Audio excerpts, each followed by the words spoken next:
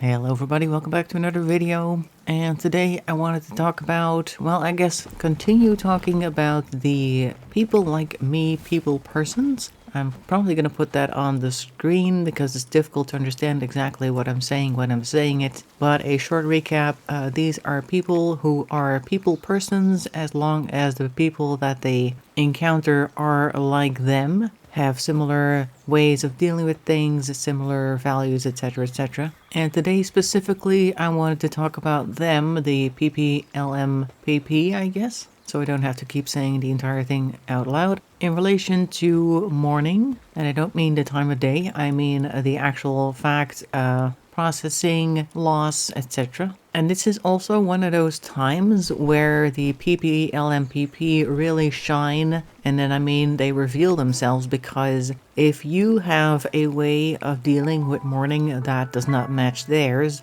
they're gonna give you an odd look. And in my particular case, there are some people who are actually knowledgeable about how different people have different ways of processing, etc. My way of processing is mostly to take care of practical matters as a distraction, but also because I'll feel like, in this case, my brother passed away in November, but I'll feel like I'm doing them a service by taking care of practical things like cleaning his apartment or fixing things or settling the deal with the car or whatever that is. He had a really nice car, and I was thinking about maybe taking that and selling my own, but I'm gonna have to take a look if and how I'm going to do that. But first, we needed to settle a few things, because you need a certain code that comes with the car. You need that code when you sell the car. It usually comes on a letter, and my brother had actually removed most of his administration from his apartment. I think pretty much all of his administration. Only thing that was really left was a few cards for his driver's license and the things that needed for his trucking license, etc. But everything that came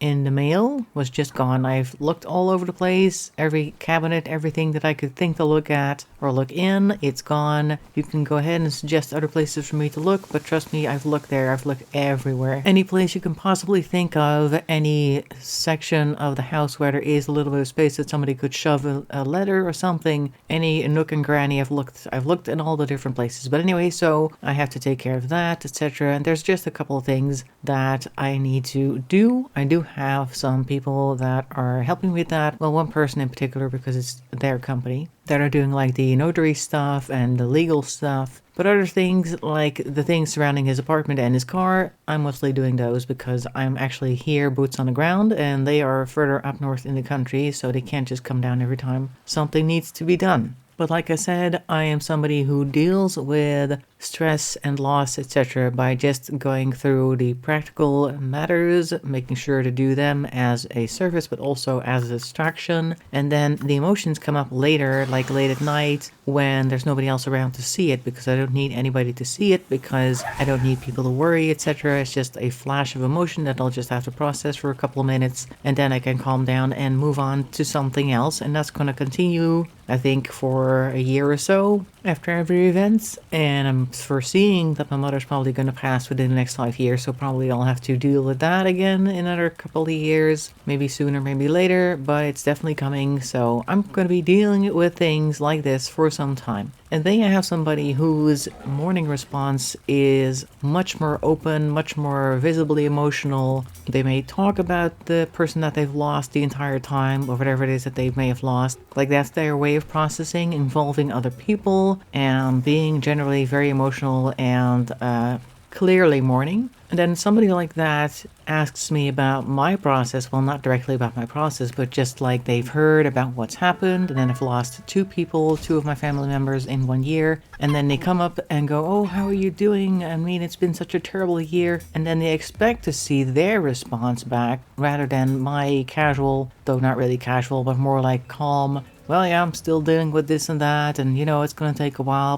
that's how these things go, etc." And then I see in their eyes that they're thinking, what is this person? What is this sociopathic response? Why are you not crying? Why are your eyes not red? Etc., etc. But that's just not how I deal with things. But I get judged for it anyway, because this PPLMPP person sees a response that they're not familiar with, and then they decide that your response is wrong because it's not their response. They don't actively think that, but that's the response that they have within themselves. Like the emotional response, the thoughts will lean in that direction, and then they start basically treating you like you're wrong somehow. Maybe not even to your face, maybe just when they talk about you when you're not around, they'll mention things, which is probably the worst part about PPLMPP people, because they will bring that assumption that they have of you to other people, and then the other people may copy that because they don't know you very well or they don't bother checking with you personally, and then you get people that kind of turn on you without you even really knowing why. And in particular, people with AuDHD or people on the spectrum will have some issues with showing emotions, processing them as well. They process things differently. Like I said, I have very short bursts, and in the meantime, if I have something that I can do practically, then that's good, because then I can focus on that and I can keep everything else steady.